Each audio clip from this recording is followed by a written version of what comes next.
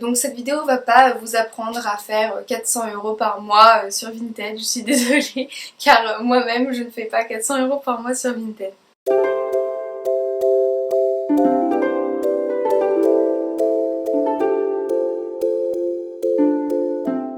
Salut les amis, aujourd'hui on se retrouve pour une vidéo Vinted qui m'a été pas mal demandée. Donc suite à ma vidéo Vinted sur comment bien acheter sur cette plateforme, je vais maintenant vous faire une vidéo sur comment bien vendre sur Vinted. Si vous êtes nouveau ou nouvelle sur la chaîne, bienvenue. Ici vous trouverez des vidéos mode, mais aussi illustrations et de temps en temps musique. Donc si ces sujets vous intéressent et vous plaisent, n'hésitez surtout pas à vous abonner et à activer la petite cloche de notification pour ne louper aucune de mes prochaines vidéos. Donc on va commencer tout de suite dans le vif du sujet. J'ai pas envie de vous faire une vidéo de type comment se faire un max de flouze sur Vinted parce que déjà c'est pas mon cas et puis je trouve pas que la plateforme à la base soit faite pour ça. Je pense que c'est plutôt fait pour se débarrasser de ses affaires sans avoir à les jeter et acheter de nouvelles affaires sans avoir à acheter en fast fashion. Enfin, pour moi le but c'est pas de me faire un max d'argent, c'est plutôt de renouveler ma garde-robe d'une manière plus éthique que directement aller dans H&M, Zara, etc. Donc je vous ai quand même fait quelques petites étapes pour celles qui ne seraient pas encore sur l'application, comme ça vous aidera à vous lancer pas à pas. Donc la première étape c'est tout d'abord de faire le tri tout simplement dans votre dressing des pièces que vous avez envie de vendre, des pièces que vous avez envie de garder et donc cette première étape elle est vraiment importante. Vous avez plusieurs méthodes pour faire du tri dans votre dressing. Il y a la méthode la plus connue je pense aujourd'hui, c'est celle de Marie Kondo, c'est donc de garder ce qui vous apporte de la joie et de vous séparer de ce qui ne vous apporte rien de spécial quand vous le portez ou quand vous le voyez. Honnêtement je trouve que c'est une très bonne méthode, je trouve que ça aide à se rendre compte au final des vêtements qu'on aime vraiment et pas juste des tendances qu'on suit. Ça aide à se rendre compte de ce qui nous rend heureux quand on le porte et ça aide de toute façon en fait à je trouve cibler notre style vestimentaire finalement cette méthode.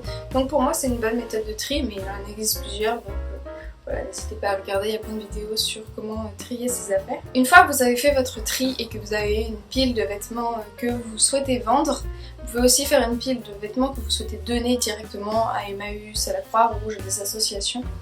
Mais donc on va s'occuper de la pile que vous souhaitez vendre. Tout d'abord il faut bien évidemment que les vêtements soient propres et si possible repassés. Bon, je sais bien qu'on n'a pas tous un fer à repasser chez soi, mais voilà, essayez juste qu'ils soient bien pliés quand vous les stockez, comme ça il n'y a pas de plis vraiment dégueu et ça fait pas juste sale et porter quand vous l'envoyez. L'étape d'après c'est donc de prendre en photo vos vêtements. Donc il y a plusieurs manières de faire. La première, la plus évidente je pense, c'est sur cintre. Comme ça montre vraiment le vêtement tel qu'il est suspendu, je veux dire voilà, on voit un peu le tombé du vêtement. Moi j'aime bien les photos sur cintre, mais il y a des gens qui préfèrent les photos portées. Alors les photos portées c'est donc juste vous mettez le vêtement sur vous et vous le prenez en photo. Le problème c'est que on n'a pas toutes ou tous chez soi un miroir gigantesque dans lequel prendre de belles photos ou un trépied pour prendre de belles photos. Donc moi je trouve que c'est plus difficile de faire des photos portées, mais il y a beaucoup de gens qui le demandent. Moi personnellement c'est pas les photos que je préfère quand je regarde sur Vinted. Moi je préfère une photo sur cintre avec toutes les mesures en description plutôt qu'une photo portée avec zéro description dans l'article. Donc c'est un peu à vous de jauger, mais sachez qu'on risque, si vous mettez pas de photo de portée, on risque de vous en demander après en message privé. Donc si vous avez l'occasion et l'opportunité d'en faire, faites-les, comme ça c'est fait et on vous demande plus rien. Ensuite, une autre tactique photo qu'une amie m'a donnée, donc Salomé, si tu passes par là, merci pour la petite tactique. C'est que Salomé, ce qu'elle faisait, c'est qu'elle prend en photo en fait le vêtement qu'elle veut vendre, mais qu'elle met à côté des petits accessoires ou des choses qui iraient bien avec ce vêtement. Alors le mieux c'est de mettre en plus des choses que vous vendez aussi dans votre dressing, comme ça met en avant d'autres pièces de votre dressing en même temps sur une seule photo. Mais si vous n'avez pas d'accessoires, vous pouvez metter vos propres accessoires, c'est pas grave. Et comme ça donne un peu une idée de tenue, d'association à la personne et ça fait une photo un peu plus travaillée et assez jolie à regarder je trouve. Donc voilà. Après mettez des choses qui sont en lien avec les vêtements parce que des fois je vois des gens qui mettent des bougies, des plantes, des trucs comme ça. Bon, ça fait une jolie photo certes, mais je vois pas trop ce que ça apporte au vêtement en lui-même. Alors que l'associer avec des accessoires, par exemple une paire de chaussures, un sac, un collier ou quoi, là ça aide vraiment l'acheteur à se projeter et à imaginer quel genre de tenue il pourrait créer avec ce vêtement. Bien évidemment, pour tous ces trois types de photos, il faut qu'elles soient faites en lumière naturelle. Ne faites pas des photos au flash, c'est vraiment laid, on voit pas la vraie couleur du vêtement, ça rend jamais bien. Donc si vous avez fini votre tri de vêtements et qu'il est 22 h, ne prenez pas les photos maintenant, attendez le lendemain, prenez les photos en plein jour. Le mieux c'est que la lumière soit assez claire pour que la couleur sur la photo soit la plus ressemblante avec la couleur réelle du vêtement. Autre conseil, ne pas mentir sur l'état du vêtement. Ça paraît hyper logique, mais le problème c'est que il y en a plein qui mentent soit consciemment, soit se trompent dans la catégorie de l'état du vêtement. Tout d'abord, vous avez neuf avec étiquette. Voilà, j'ai pas grand chose de plus à dire, hein, tout est dans le titre. Ça veut dire que le vêtement, vous l'avez acheté, il vous va pas, vous avez encore l'étiquette d'achat avec le code barre, hein, pas juste l'étiquette cousu au vêtement. On parle de l'étiquette papier dans lequel est marqué le prix, le code barre, etc. Ça, c'est neuf avec étiquette. Ensuite, il y a la catégorie 9, c'est-à-dire que c'est le même vêtement, sauf que vous avez coupé l'étiquette en l'essayant, et parce que vous pensiez que ça vous allait, ou je ne sais quoi. Et du coup, il est neuf parce que vous ne l'avez jamais porté. J'insiste vraiment sur le jamais, il ne faut pas l'avoir porté. Essayez, ok, mais pas porté ni à l'extérieur ni quoi que ce soit. Juste vous l'avez essayé et malencontreusement vous avez coupé l'étiquette. Ensuite, il y a la catégorie très bon état. Très bon état, c'est que le vêtement a été porté. Vous l'avez porté dans votre vie de tous les jours ou pour un événement, etc. Mais qu'il a zéro défaut visible. C'est-à-dire que par exemple, si vous avez coupé l'étiquette qui est à l'intérieur parce qu'elle grattait, ça pose pas problème. Mais si ça commence par exemple à boulocher ou si on voit des marques d'un élastique qui est usé ou si la couleur commence à être délavée ou quoi, là ce n'est pas très bon état, c'est bon état, l'étape d'après.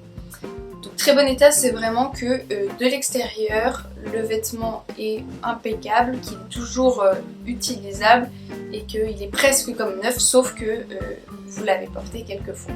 Bon état, c'est donc qu'il y a quelques petits défauts sur le vêtement qui doivent être mentionnés également dans la description. Ils doivent être visibles sur les photos mais aussi dans la description. Comme ça vous êtes sûr que l'acheteur il n'a pas de mauvaise surprise en recevant son article. Je reprends l'exemple du pull qui bouloche. Sur la photo vous montrez bien que ça boulochait. Je sais que c'est pas hyper vendeur, ça va pas être la photo que vous mettez en premier quand vous vendez votre article, vous la mettez en fin du carrousel de photos. Hein. Mais vous la mettez quand même, donc vous mettez une photo avec toutes les bouloches du pull et en description vous dites bon état car petite bouloche à certains endroits, voire photo, numéro, machin. Comme ça l'acheteur il est averti, il n'y a pas de problème, tout est clair, il n'y a pas de mensonge, il n'y a pas d'anguille sous roche, etc. C'est parfait. Ensuite il y a l'état satisfaisant, c'est qu'il y a beaucoup de défauts, que c'est clairement bien usé, bien porté, mais que ça reste utilisable. Par exemple, une paire de chaussures dont la semelle commence à avoir quelques trous, je sais pas, ou si le lacet est cassé, ou s'il manque les lacets, ça c'est l'état satisfaisant. C'est-à-dire qu'en effet la personne peut toujours les porter, acheter d'autres lacets, etc. Mais l'état n'est pas non plus incroyable. Donc voilà, satisfaisant c'est vraiment quand c'est un peu en lambeaux, j'ai envie de dire, mais que ça reste portable. Ensuite, quatrième astuce, c'est de se connecter tous les jours sur l'application même si vous n'avez rien à y faire. Parce qu'en fait, ça s'affiche sur votre profil, je l'ai déjà mentionné ça dans ma vidéo conseil pour acheter. Moi j'achète surtout chez des gens qui se connectent assez souvent. Si je vois que la personne ne s'est pas connectée pendant plusieurs mois, ça va être une grande réticence chez moi et je ne vais pas avoir envie d'acheter chez la personne. Donc je vous conseille de vous connecter tous les jours, si c'est pas possible au moins une fois par semaine, comme ça les gens sont sûrs que vous êtes actif, que vous êtes réactif et que s'ils ont envie d'acheter quelque chose, la vente aboutira et ça ne sera pas un échec. Ensuite, autre conseil, il faut donc être réactif, ça rejoint le conseil de la connexion, c'est-à-dire qu'il faut répondre assez rapidement aux gens s'ils vous posent des questions. Parce que tout simplement, généralement les gens, soit ils cherchent quelque chose de précis et dans ce cas ils ont envoyé déjà des messages à plusieurs personnes et c'est un peu le premier qui répondra, le premier chez qui l'article sera acheté. Donc je vous conseille vivement de répondre rapidement. Et généralement c'est ça qu'on vous demande en question, c'est comment ça tombe, comment ça taille. Et si vous n'avez pas mis de détails dans la description, vous demandez d'autres détails, etc. Mais en fait si vous avez bien fait toutes les étapes précédentes, on vous envoie peu de messages, si ce n'est est-ce que ça taille plutôt grand ou petit, etc. Ensuite, lorsque vous avez une notification qui vous dit « Machin a mis votre article en favori », cette notification, en fait, c'est l'acheteur qui a choisi de vous en avertir. Moi, par exemple, quand je mets quelque chose en favori, j'ai choisi que le vendeur ne soit pas averti parce que je mets beaucoup de choses en favori et que des fois, je mets des mois et des mois avant d'acheter la pièce parce que je peux pas me le permettre tout de suite ou j'attends que ça évolue, que je sois sûre et certaine à 100% que je veuille cette pièce. Donc, si vous recevez une notification, c'est que l'acheteur a activé cette notification et donc a voulu que vous, vendeur, vous soyez averti qu'il ait mis cet article en favori. Donc n'hésitez pas à débuter, entamer une conversation avec. Vous pouvez soit envoyer un petit message en disant bonjour, je vois que vous êtes intéressé par cet article, n'hésitez pas à regarder dans le reste de mon dressing, il y a d'autres articles de ce type qui pourraient peut-être vous plaire, etc. On n'envoyez pas un pavé non plus, mais voilà, une petite ligne qui vous présente un truc un peu poli, sympa. Ou vous pouvez également tout simplement faire une offre. Par exemple, vous vendez quelque chose à 20 €, la personne met en favori, et ben vous lui proposez 17. Et honnêtement, ça aboutit souvent à des ventes, ce genre de technique. Moi, je trouve que ça marche assez bien. Je gonfle pas forcément énormément mes prix, mais je sais que je me dis que si la personne l'a mis en favori, c'est un peu comme si elle était VIP, on va dire. Et donc, elle mérite une petite ristourne, on va dire, sur le prix. Et ça fait partir les articles plus vite. Si le but pour vous, c'est de vous débarrasser des affaires, par exemple, parce que vous allez déménager ou quoi, n'hésitez pas à user de ça parce que honnêtement, ça aide à faire partir les articles un peu plus vite. Ensuite, concernant l'emballage, vous avez fait une vente, bravo. Donc vous devez emballer votre colis. Donc généralement, la plupart des gens passent par Mondial Relais. Mondial Relais, c'est un bordereau que vous devez imprimer vous-même et coller sur le colis. Donc si vous n'avez pas d'imprimante, c'est un peu casse-pied. Moi, j'avoue que je devais aller à l'imprimerie du coin imprimer mes bordereaux. C'est un truc à prendre en compte. Donc Mondial Relais, voilà, vous avez le bordereau envoyé. Si c'est par la poste, vous devez avancer vous-même les frais d'envoi qui vous sont ensuite remboursés. Voilà, donc c'est pour ça que les gens passent plutôt par Mondial Relais parce qu'ils savent que la poste c'est un peu plus pénible. Pour l'emballage, moi personnellement, je réutilise beaucoup d'emballages que j'ai d'anciens colis, de cartons, de papier à bulles, d'enveloppes craft, etc. Moi je réutilise tout. J'ai pas acheté de colis exprès, de carton exprès pour Vinted, jamais. Parce que généralement, maintenant que j'achète sur Vinted, je reçois mes affaires dans des colis ou des enveloppes craft à bulles, etc.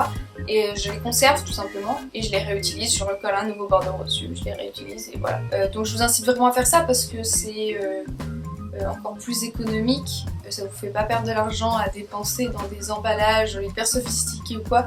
En vrai les acheteurs ils s'en fichent, ils veulent juste que l'article qu'ils aient commandé il soit conforme à ce qu'ils ont vu sur l'annonce et c'est tout, ils n'ont pas besoin qu'il y ait des paillettes dans le colis. Enfin, après vous pouvez glisser à l'intérieur une petite carte avec un petit mot, voilà ça c'est sympa, mais l'emballage lui-même on s'en fiche un petit peu.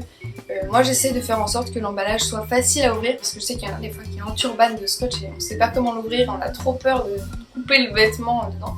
Donc moi j'essaie que ça soit à la fois bien fermé mais qu'il y ait un petit espace pour que ça soit facile à ouvrir quand même ou à juste couper et de cette manière aussi à réutiliser par la suite. Comme ça l'acheteur pourra peut-être à son tour utiliser cet emballage pour vendre un de ses habits.